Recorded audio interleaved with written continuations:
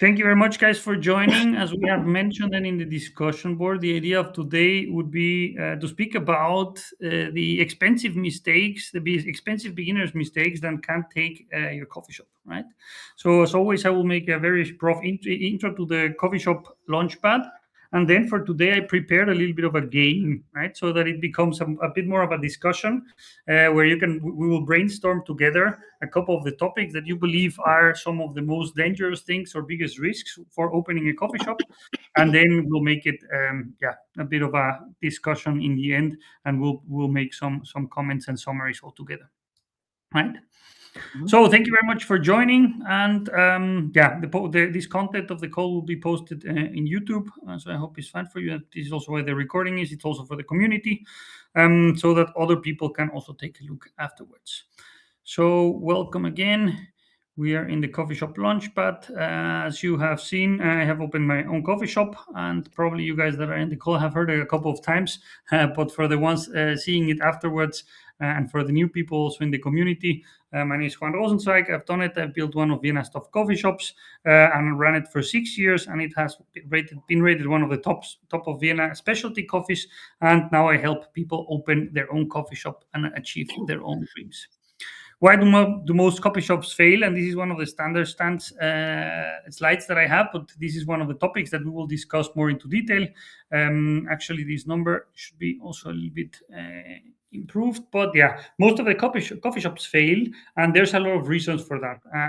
I will tell you today a little bit about my experience, what I have heard, what I have also seen from being in the Vienna's network, and seeing so many coffee shops being open and so many coffee shops failing and so many coffee shops struggling come together, basically summarized in this slide, right? Many of the people that open coffee shops do it mostly because of passion, which is a really great starting point, but they miss focusing on the margin, location, or economics, or the other way around. Many people say, hey, it's a really great business, but they miss the other elements on the side, the design, the coffee, the equipment, and the other knowledge that you also need. So I would also say it's always a need, always a mix, sorry, from these both aspects, right? And the idea is to find either the right partners or the right knowledge so that you can do it all together and that your coffee shop is profitable. What are some of the most expensive mistakes that most people see? And we will discuss again more about this in the end with this small game that I have prepared. One of them is signing this lease too early, buying the wrong equipment, underestimating labor cost, being unprepared for ownership, designing before validating, and copying competitors blindly. So there's just the ones that I have seen more constantly. We'll get a bit more into detail into them in a second. But yeah, as you know, I normally like to touch them also in most of the calls. What is the coffee shop launchpad? It's basically a complete framework where we go from idea to plan to build to run, and support people all over the way so that they can set up their own coffee shop. If you join in the full course, you don't only get videos, but you get the training and templates, one-on-one support and sparing, the AI assistant that is almost ready. I promise it will be delivered in the next 1 or 2 weeks, 1 or 2 hopefully days. And by the end of this week, I should have some news on that, and also, of course, the community and the exchange that you get, right? Here's the full roadmap. You see that we have in the free business case the inspiration and the free business case course that many people are participating. We have by now more than 1,600 members, and there's some exchange going on. Some people also taking a look at the videos, and I have a lot of contact and continuous feedback from many through private messages, exchanges. So I think it's going in the right direction, but of course it's always a continuous improvement, right? And the rest of the modules that go from the right place, the setup playbook, the supplier game, about the people before you open, on the run, extra sauce. And as you know, for the topic of today, you can have mistakes or you do errors in many of these parts of the chain, right? Of course, some errors are worse than others, and some of them can really be or have a huge impact, and some of them can be things that you live with and basically you don't notice.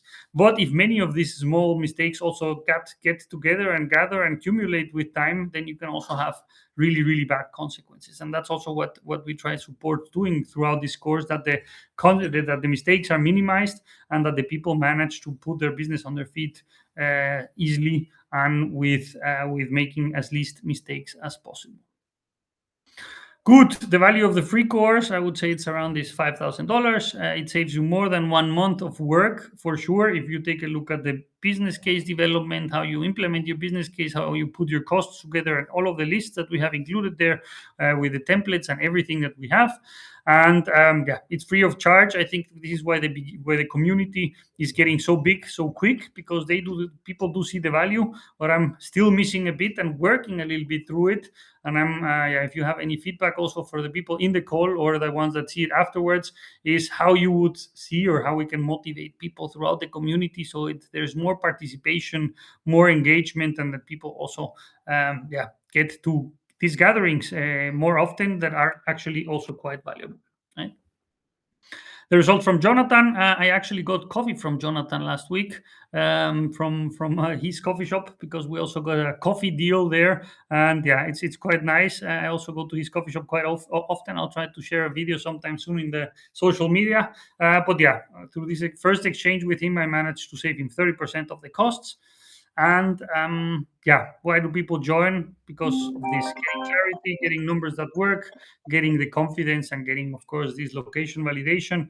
And yeah, if it doesn't save you more than this $1,000, then we also make a guarantee that we get you your money back. Good. So, are you ready to build your coffee shop? The idea of today, as we mentioned, I tried to keep it as quick as possible. This introduction, that I have mentioned it already a couple of times, is to avoid costly mistakes, follow up a proven roadmap, and basically launch with confidence, right? So, there's my slides. Give me a sec. I think I took the wrong presentation. It looks very similar. This is why. No. Give me one sec. It's the same templates. Normally I reuse them. So give me one sec. Go to my gamma. Here it is.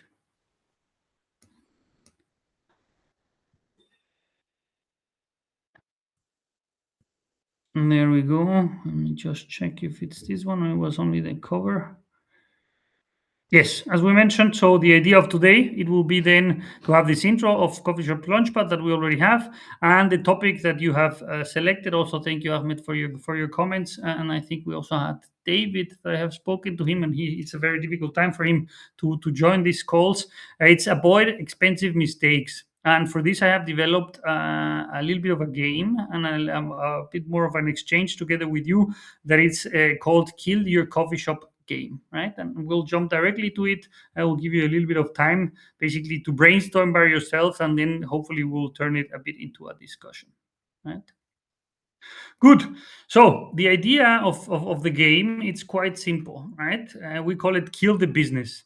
And the idea is that you say, if you can bankrupt the coffee shop in 6 months. So instead of always, thinking in the positive direction, and I will do this and I will do that, and I need to improve this, the idea is really to shift that mindset, flip it completely, and think completely in the opposite direction. So this is why we have designed this small game. And here is the scenario that we will be living. Close your eyes for a second. Imagine that you will open a coffee shop, right? You have a coffee, your mission, and your downfall. Imagine you just open a coffee shop in Vienna city center, right? You have invested 100,000 euros. From this, you have 150,000 euros, and 30,000 of them are for the running costs. So you basically can survive for around, I would say, 2 months maximum, right? You have 40 seats, you have 3 staff in your payroll, and you will be opening in 2 weeks, right? So everything's in place. And the question of the game is, as I mentioned, to flip a little bit the mindset and think about it. How fast can you make that? How fast can you make mistakes so that the business is out of business as fast as possible, right?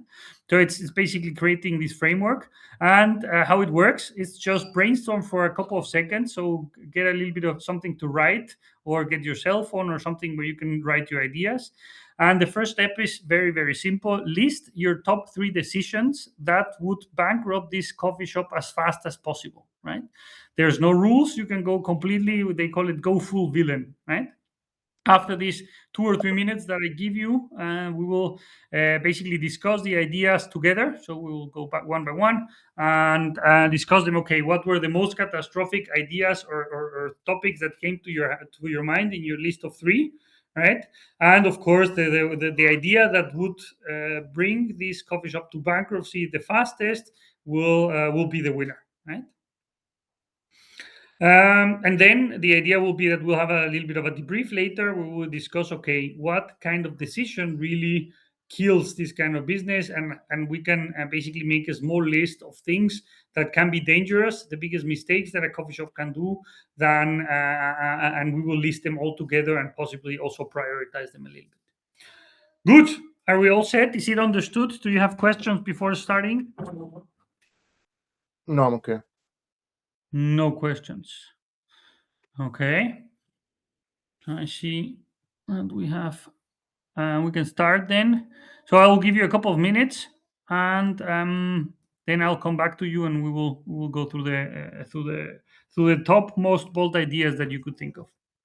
Okay. So you have until 1825. Write them in a piece of paper, and then we can check in. Sure. 5 minutes later. Are you ready? Or you need a couple of minutes more? I'm ready. Oh, that's okay. Okay. Jump directly to it in a sec.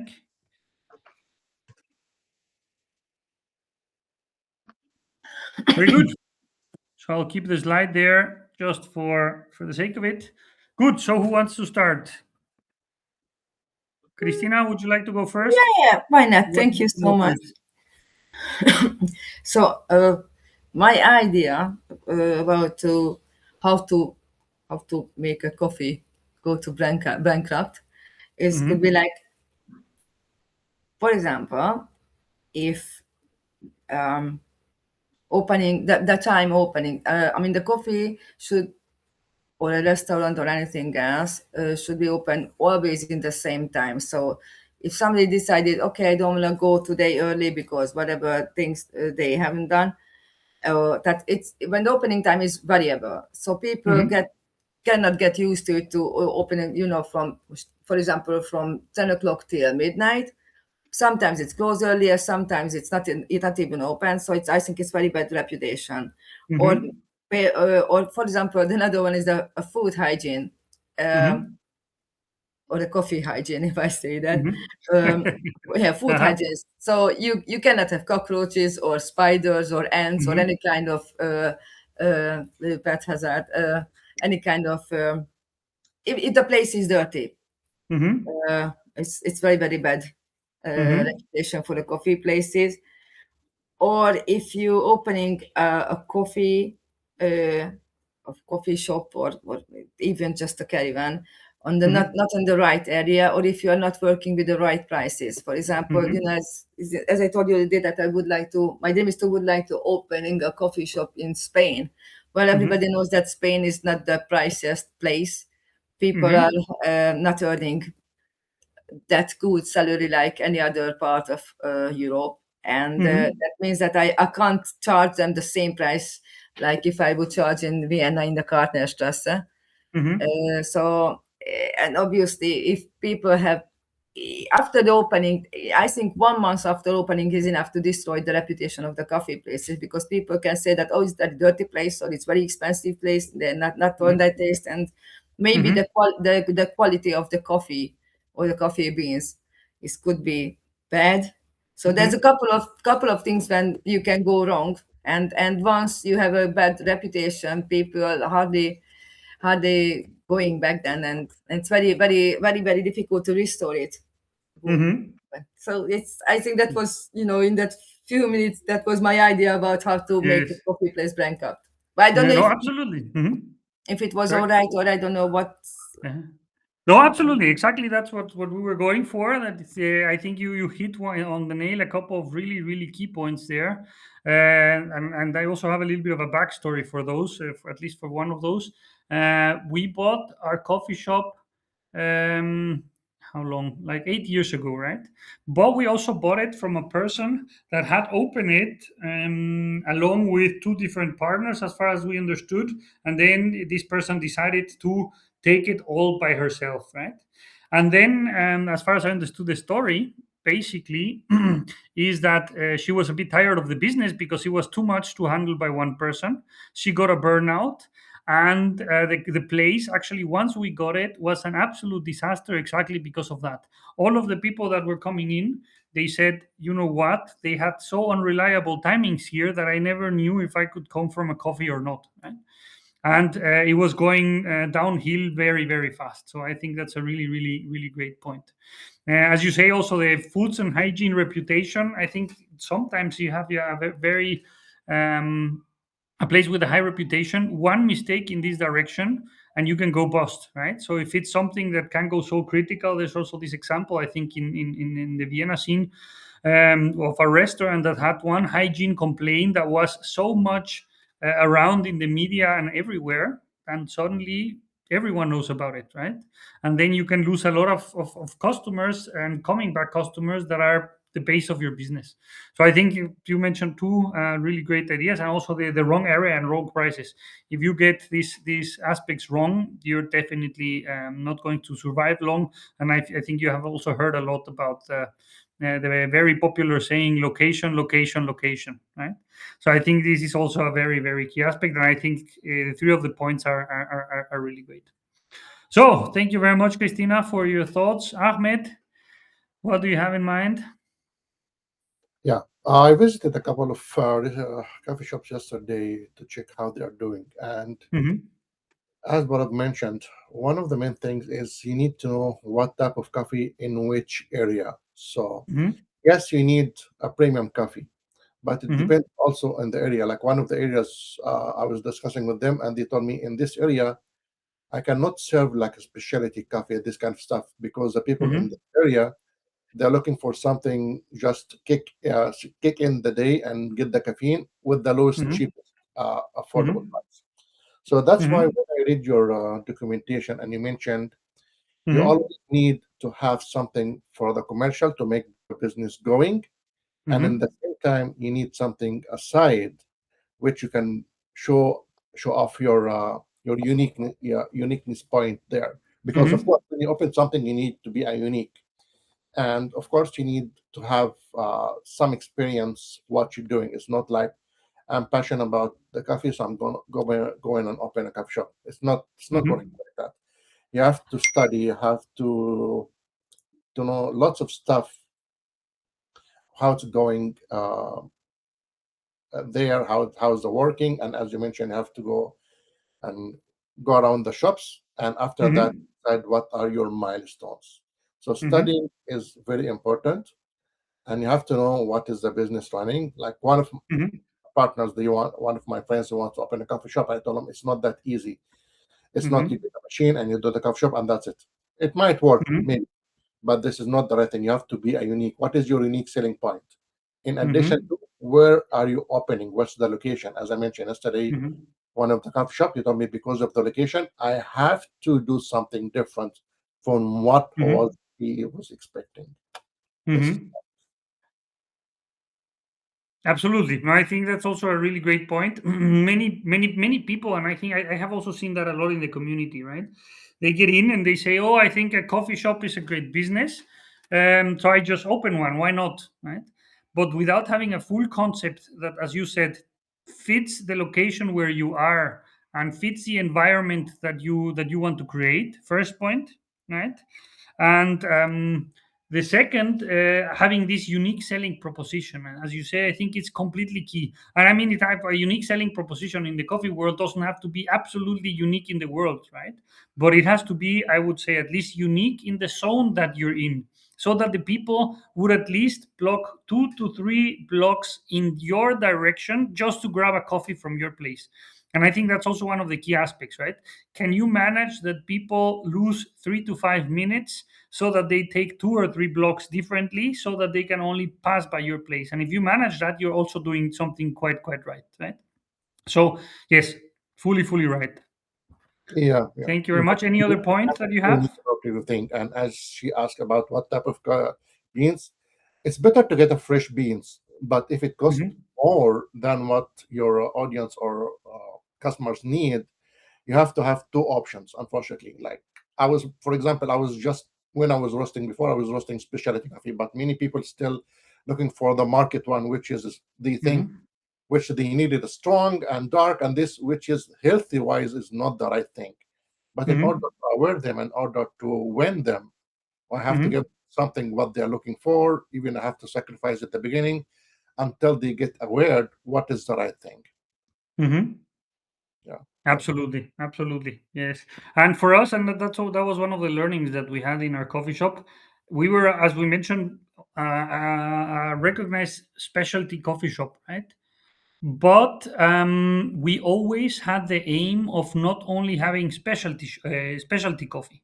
So our aim was to have a coffee that was for the taste of most of the people.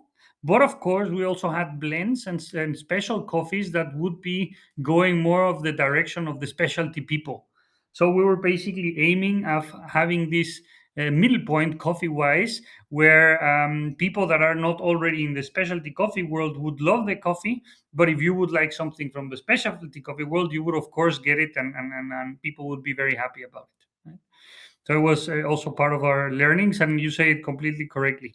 You need to have that focus and understand also what kind of coffee your customers drink, right?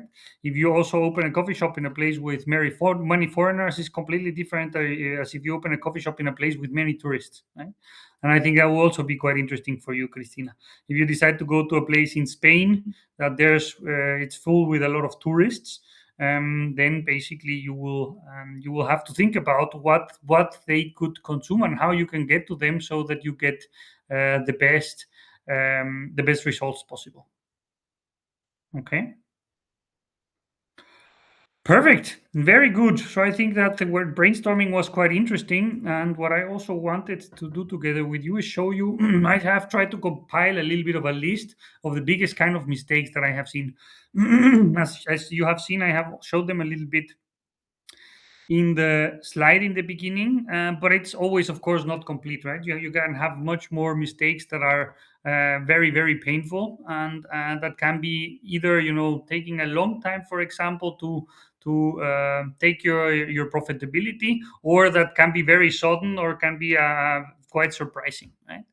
So what I have done for today is also, and let me change the screen that I'm sharing, is prepare a little bit of a document where you can see I have summarized, and I have also summarized now our discussion that I found also very good. You see here in the first points, and then in the Sorry, guys, I have to leave. I'm so sorry. It's a kind of emergency came up. Really, no problem. I'm really sorry.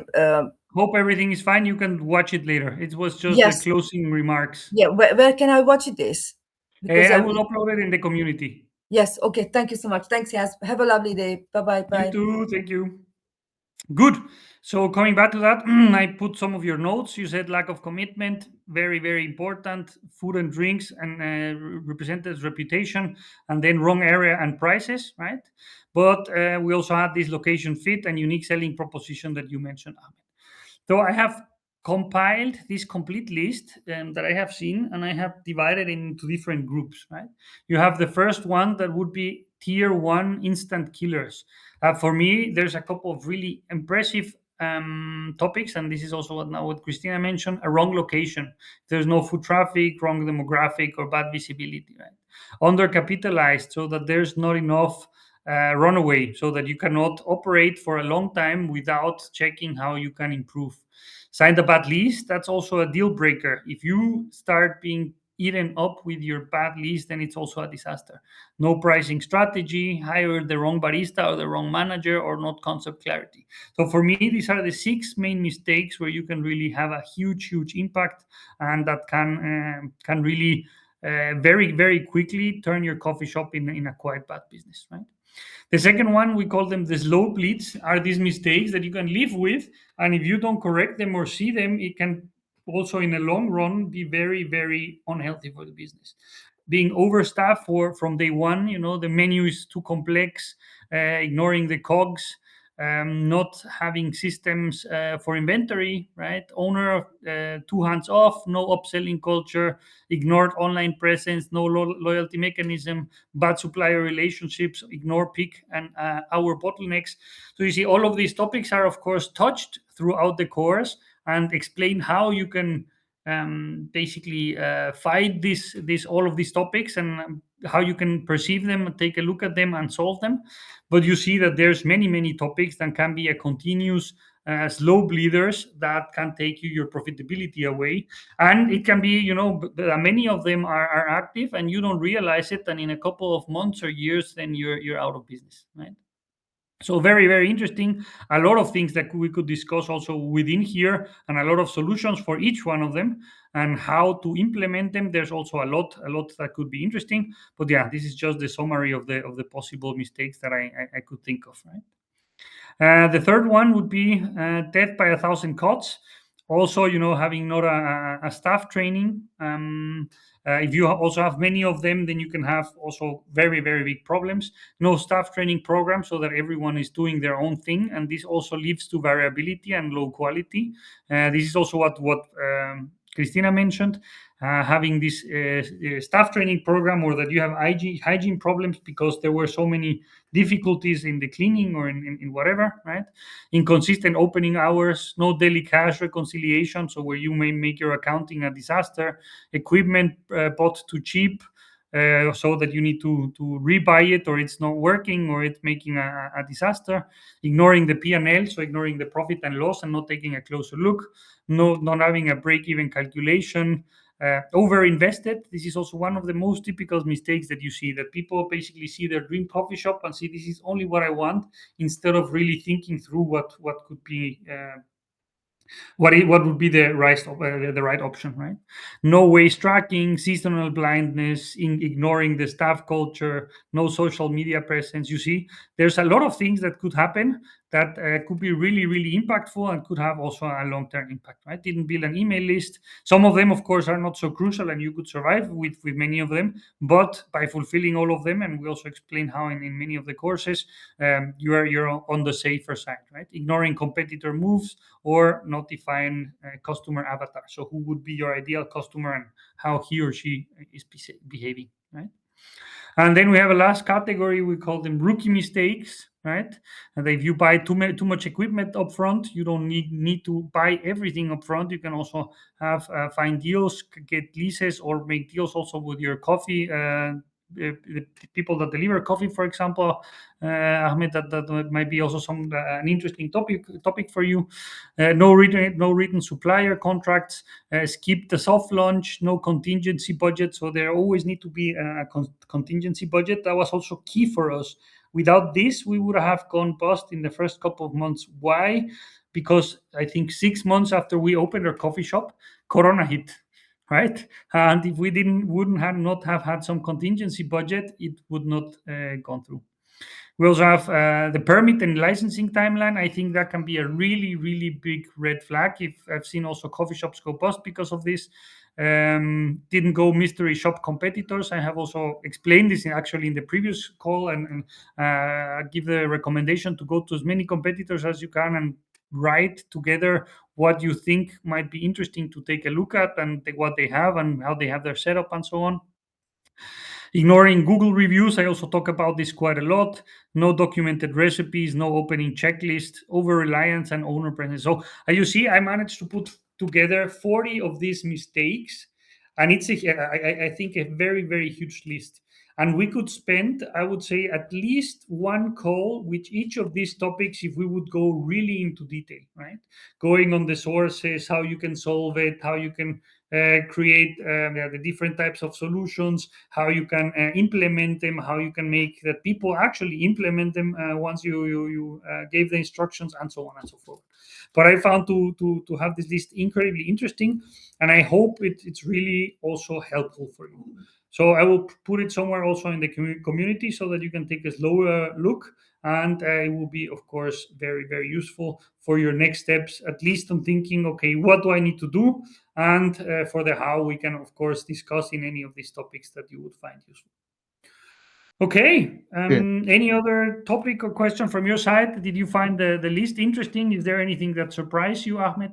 Yes, you mentioned a very good point there. You said when you open the Corona hat and you have to suffer with this part. So my Yes. question is here: when I do a service, I don't want to be Mhm. like stuck with one or two options. I have to have multiple options, but still within my boundaries or within my Mhm. vision. But I have to be open to others options. So Mhm. if there is a way that instead of waiting for the people to come to me, I go to them by different procedures, for example, or Mhm. different ways. For example, Mhm. I cannot say I can deliver coffee because if it is delivery, it will take. If the coffee is not drunk Mhm. within seconds or minutes, it's gone, and delivery Mhm. it will take time. It is another way, like to communicate or deliver the coffee by either cold or I don't know. Do you have any experience to how we can go to the client where they are located and provide them that? Not giving them, like, for example, catering, for example, give them the big filter carafe or something so they drink. No, Mhm. for individuals, for home or something. If there is a process for delivering the coffee from experience. Uh-huh. Do you mean you as a roaster wanting to deliver coffee directly to customers at their doorstep, so to say? For roasters, Uh, yes, I do this. But you But mean coffee beans or the coffee itself, for the coffee, the drinks. the drinks? I think it depends a little bit on your setup and how your business is set up a little bit, right? What we were doing in our shop, for example, is that we had some selected customers that we knew were working very close to our shop, and we were doing that deliver ourselves in some cases, right? We knew that many of them had, I don't know, offices upstairs or whatever, so we could bring them their coffee, and we also made it a little bit as a service, and that way they were really becoming a very strong part of the network. They really love the coffee because we took the next step really to serve them, and they also would recommend us to left and right. So Yeah, yes, it can be doable. Depends what you want to achieve, right? I think there's also a lot of options and things that you can be doing if you want to do it also to deliver coffee shop beans. That could be also an interesting business. There's a couple of very good examples out there, but yeah, it depends what you want to do and how you implement it. But I fully think it's doable. yeah, because this is one of the main challenges. If you keep waiting in your position, people to come to you, and they Hmm. don't know you, it will be very challenging. People will come to you and try your stuff. Hmm. But if there's an option that you go to them and deliver to them, especially now, Hmm. people they like more sedative options. They are most of them are sitting. They don't want to go, or if they want to go, they want to go from time to another, or when only are gathering together. But other than that, like people, they want the thing, but they want that thing to come to them. So the challenge, Absolutely. yeah, What you can also do that was incredibly interesting, and that was an idea that we had that we never implemented, sadly, but I think it would be something to analyze. What if this one we implemented? The first part that I'm going to tell you was that we gave basically 1 or 2 days free coffee for the people, right? So that they would come in, taste it, they would have hopefully a great experience. You need to manage that very carefully because if you in this first coffee make them a bad experience because you have too many people because you're giving it for free, then it backfires, right? But if you manage to manage it correctly and have enough people and have very experienced baristas, make 1 or 2 days that you give coffee completely for free. And the second step that we thought about, but we never implemented, would be what if you do something very similar that you give coffee for free, but only to all of the people around you. So you prepare coffee and you sell it normally in your shop, but this one day you prepare 6 coffees and you deliver them in the surrounding businesses around you, right? So that people get to know you. They get a free coffee without anything, and they know that they can come to you anytime, right? And that you're nice, basically. So a little bit as a marketing campaign, and each coffee costs you, I don't know, 1 or 2 euros, but it gives them this opportunity to try it first and then to come back because they were surprised with the coffee and they have a good perception of the place. So something like that is absolutely recommendable, and I would put a little bit of a marketing budget absolutely for that. Yeah, because marketing is very urgent because no one will know if you're not telling people I'm here and I'm doing this service. Exactly. And that's a very key point for our first coffee shop. We were in a location that was a little bit hidden, and that was a challenge to make people first forget the location that was there before that because they had a horrible experience, and second to come back in again to visit it and see that it was something completely different. Right? Okay. Perfect. And I think with that we can close it. Thank you very much for participating and being continuously here. Sure. It was a really great discussion, and hopefully see you in the next one. Thank you, Juan. Have a good day. Bye. Thank you. You too. Ciao.